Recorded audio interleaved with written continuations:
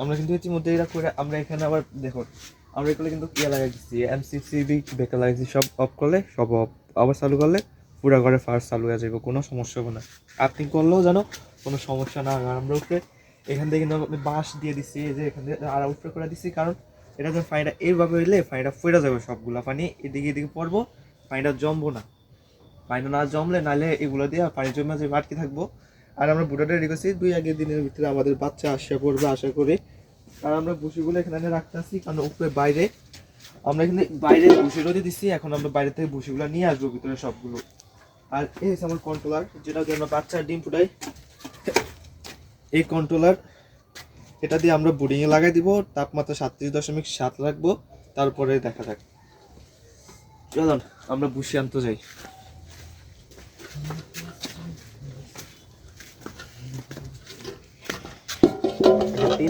তিন দিন ধরে আমরা ভুসিগুলো রোদে দিচ্ছি, আজকে শুকাইছি, আজকে রাত্রে সময় এগুলো নিয়ে যাচ্ছি না, রাত্রে কুয়াশার ভিতরে আবার সবগুলো ভিতরে ভিজে যাবে।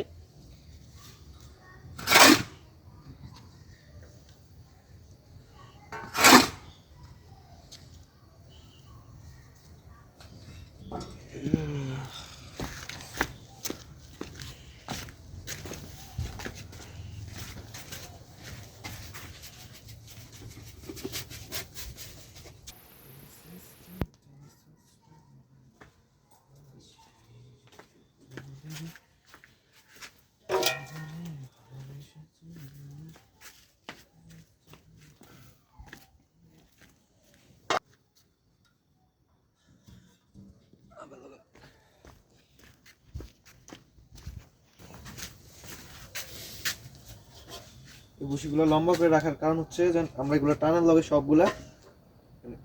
সবগুলো যেন মিলে ফেলতে পারি, এর লাগে আমরা লম্বা করে রাখবো। থুবাই রাখলে গোল হয়ে থাকবে ভেজাল, লম্বা করে রাখলে ঠিক থাকবে। আচ্ছা, আর আমাদের ইতিমধ্যে অনেক কাজ রয়ে গেছে। এখান থেকে এই দরজাটা আমাদের এখনো ঠিক করা বাকি আছে, এটা দিয়ে ফাঁক আছে, এই দরজাটা বেশি ভালো না, এই দরজাটা ঠিক করব। তারপরে এই যে তেলফাল এটা ঠিক করা লাগবে, এখান থেকে তেলফাল আছে, এই তেলফাল আমরা পিন মারছি, রশি দিই না কিন্তু, এগুলো পিন মারা ছিঁড়ে দিই না, পিন মেরে আমরা আটকে দিছি। অনেক কাজ করছি আজকে। আর আর এখনো বসিগুলো রয়ে গেছে, বসিগুলো সবগুলো নিয়ে তারপরে বাসায় যাইব। আর পুরা দেখা গেছে, আর পুরা ছাদ আমাদের পুরা ছাদ হাওলে রয়েছে, পুরা ছাদ ঠিক করা লাগবে। এই যে আড়ারের পাত্রগুলো সবগুলো আমরা এখানে নিয়ে রাখছি, আপাতত সবগুলো এখানে আছে।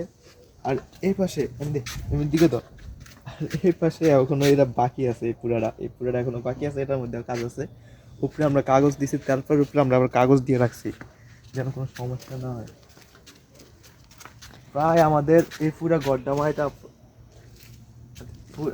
আমাদের পুরা ঘরটা 10,000 টাকার মতো খরচ হয়ে গেছে।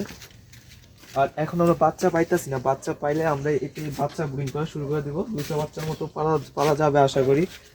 আবার এই তো না থেকে আশা করি 200 বাচ্চার মতো পালা যাবে, 200 বাচ্চা আমরা এটার মধ্যে পালবো ব্রয়লার। 200 বাচ্চা পরে আপনাদের একটা হিসাব দেখাবো, বাচ্চা আনলে আপনাদের দেখাবো। তো গাইস এই ছিল। আর দেখুন আমার বুটার কি দিয়ে বানিয়েছি, অল্প খরচের বুটার, ফ্যানের খাঁচা দিয়ে আমি বুটার বানিয়ে নিচ্ছি, এটা দিয়ে বোরিং করা যায়, আমি বোরিং করছি এর আগেও। আর এখানে অনেক যাই ঝামেলা আছে এখনো। তো কালকে আজকের ভিডিও শেষ, কালকে আপনাদেরকে সবাইকে আবার ভিডিও দেখাবো। সো আল্লাহ।